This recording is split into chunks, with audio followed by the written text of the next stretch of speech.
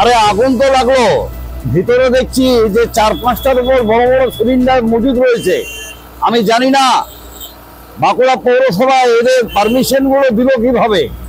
একটা ঘিঞ্জি এলাকায় পাশাপাশি বহু দোকান, কাপড়ের দোকান থেকে আরম্ভ করে বিভিন্ন দোকান বা বড় বাজারের বুকে রয়েছে।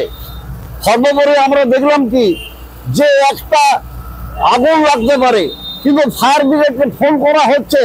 40 মিনিট পর ফায়ার ব্রিগেড বাঁকুড়ায় থেকে বাঁকুড়া স্টেশন যার সেখান থেকে আসতে 40 মিনিট সময় লাগে।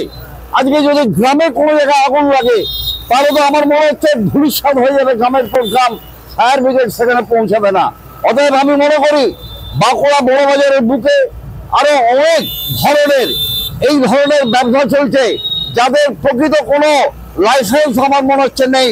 অতএব এগুলো যেন কর্তৃপক্ষ অবিলম্বে দেখে, নাহলে কিন্তু আগামী দিনে বাঁকুড়া বড় বাজারের বুকে আগুন লেগে ভয়াবহ রূপ ধারণ করবে।